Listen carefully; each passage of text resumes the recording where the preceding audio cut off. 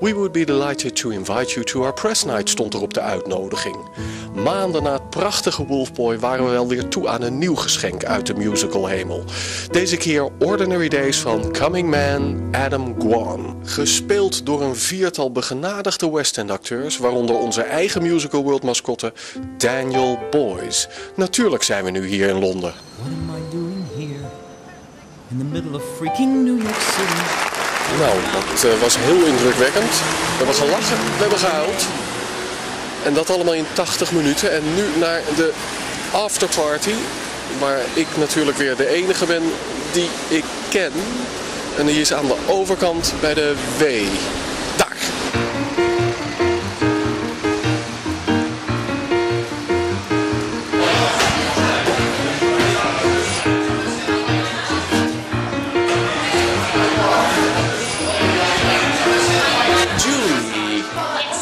Just right after press night, how do you feel? Relieved, I suppose. A little bit nervous, you know, when you first start something. And press night always makes you a little bit nervous, opening night, so... Because of our piercing eyes? Because of your piercing eyes, yes. Relieved and satisfied to know that it was received quite well, I think, I hope. It's just an audience where you feel judged, you feel like, and my stupid mind in my head is always criticising what I'm doing on stage, so I'm relieved it's over, put it that way. It's very intimate, the space that Ordinary Days is in is so intimate that the audience are totally on stage with you, so I mean, it's very different to like a show like Wicked. We are quite close. It's really hard to kind of not make eye contact with people and just stay focused. Being in a theatre, it's quite nice to disconnect from the audience, so I don't get as nervous in a bigger theatre, because when you look out, you don't literally see somebody's face there, you know, you just see like a sea of people and it doesn't matter. So, I wouldn't call it even intimate. I'm almost sitting on your lap. absolutely. Or yeah. you're sitting on mine. Like there. What did you see in our eyes? Enjoyment. You can tell as an actor when you're on stage in a space that small, you can tell when you've got the audience with you on your side, and it takes a good 20 minutes, I think, for that to happen, but it's a really nice feeling. Yes. And then you want to keep them, hopefully. The size of the space is a challenge but also a joy because you are, as soon as you walk in, the audience are around you, and as soon as we started our tech, we thought this is going to be a nice place to be, and it's a nice place to deliver this sort of material because you don't have to be projecting it to the back of the upper circle. You can be telling it and act it as if the other people are right there. So that's brilliant. What was the biggest challenge of the night for you personally? Of tonight, performing in front of my agent. No, I just wanted to get through it. We're still at the stage, we've only had 3 performances and already it's press night.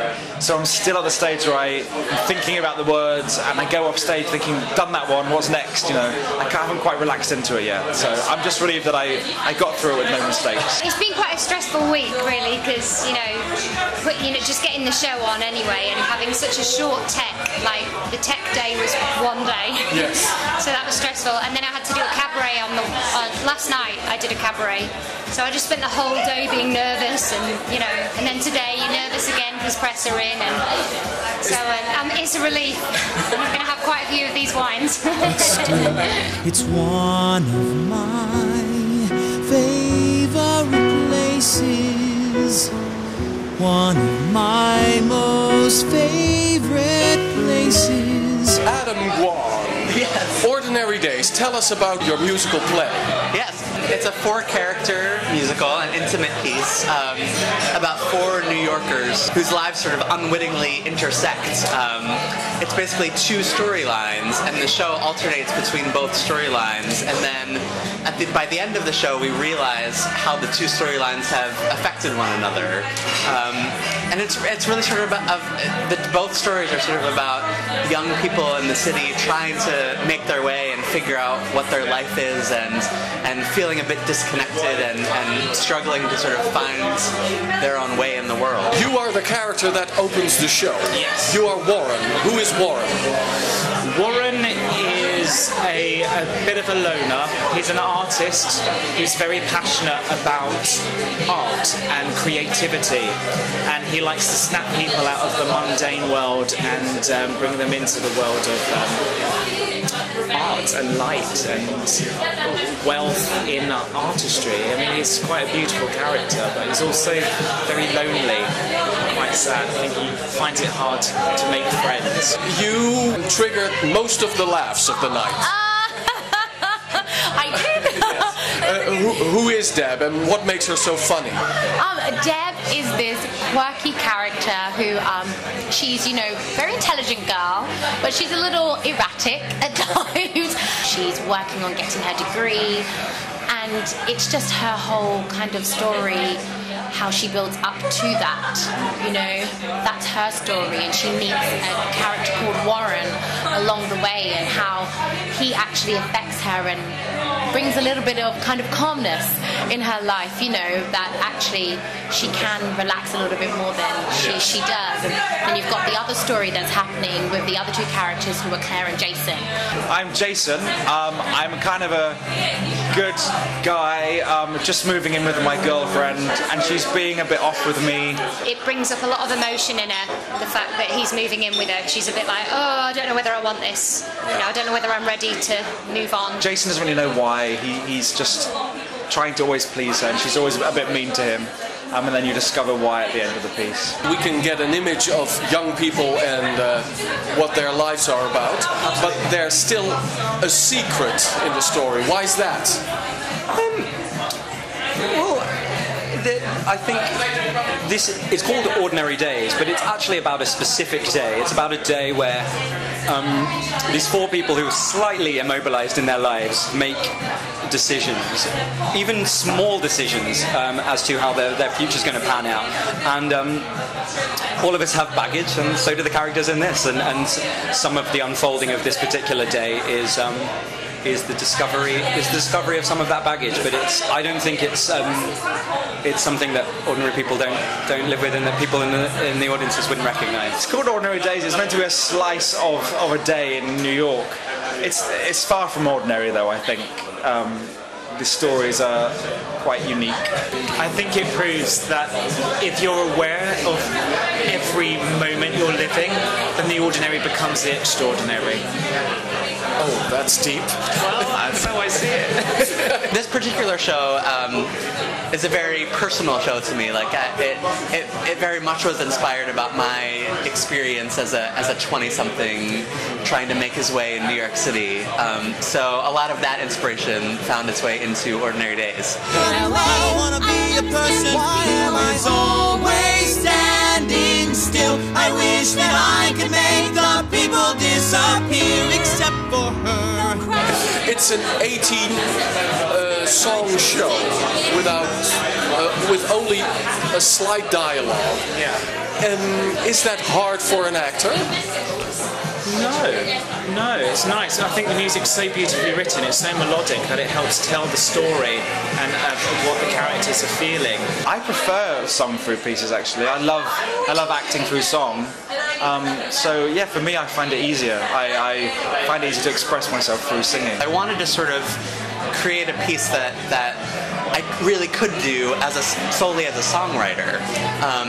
So I just sort of struck upon this idea of having these four characters sing the whole way through and sort of tell their stories through these individual song fragments that ultimately, sort of like they sing about in the show, the idea of having a big picture, having all these individual pieces finally by the end come together into a big picture for these characters. The songs are the dialogue.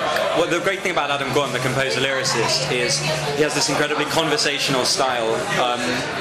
So all of the songs are actually scenes and real speech patterns set to music, and it's almost exactly the same as directing a play.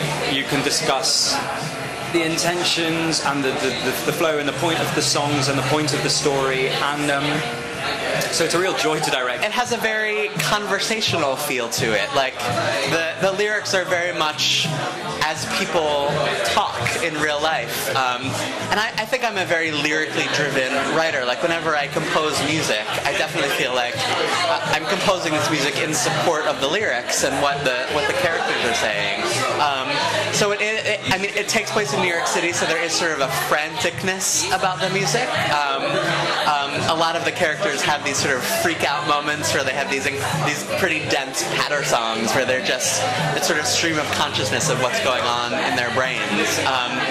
But there are also sort of lyrical moments too, and these sort of contemporary musical theater ballads that are more flowing and emotional. Look at this painting. Describe what she sees. How it swallows you up like she a moved storm. by that column. Those orangey. Those wonderful American accents British actors try. I heard some glimpses of Rod and Princeton. Really? When you answered, when Julie asked you ready to go, your answer was Ready! At their request, I became their American accent coach during rehearsal. So I would listen to them and I would take notes about words that sort of sounded funny on my ear. But they do a really great job with this American accent, which I imagine is pretty tough for British actors. He says we're all very, very good, and he finds it weird that when we stop rehearsing, suddenly we're British. interesting to me is we in Holland consider British the superior English to American English. What do British themselves think about that? I can't say on camera, can I? I don't know. I know I look upon it as like, it sounds way more cooler. English is English. Times have changed. Times have changed, language changes, doesn't it? And a lot of children now are influenced, I think, by American TV. So in time, the language is all going to blend into one anyway. I think that's a diplomatic answer. I love the American accent. I think it's quite a sexy accent. Sexy. I do think it's sexy, but it's lazy to speak an American accent. You just have to relax more. It's a lazy way of pronouncing English words, I suppose. And it's all about the R. You've got to. One of the directors of Avenue Q said, "Pretend you're a pirate." It's all R. Okay. Ready? You bet. On your mark. Get set. If you want your name to grow within the realm of musical, what would your slice of the musical pie be within that world? That is a tough question. I love this idea of marrying the traditions of musical theater with a contemporary story. So I think I'm drawn to things that sort of have this really strong emotional core and just the chance for characters to communicate with one another honestly and with heartfelt emotions, and to be able to do that through a contemporary medium. So yeah, I guess I like to think I don't even know. That's such a tough question. Bringing that sort of heartfelt, traditional musical theater, but using that to tell contemporary stories with contemporary characters and contemporary themes. I'll be here at the corner of Bleecker and Mercer tomorrow at 7. Come see us. We're at Trafalgar Studios. We have truly a brilliant cast. I feel so lucky to have these amazing West End performers in the show. And it's a really beautiful production, intimate in a small theater, which is perfect for this very intimate show. So if it's not so much trouble, come on over. If you like musicals, come see what we're doing in the West End. I'll be here right beside you as long as you want me to be. There's no question. There is nothing I've wanted so much in my life. This might sound immature, but I'm totally sure you're the one.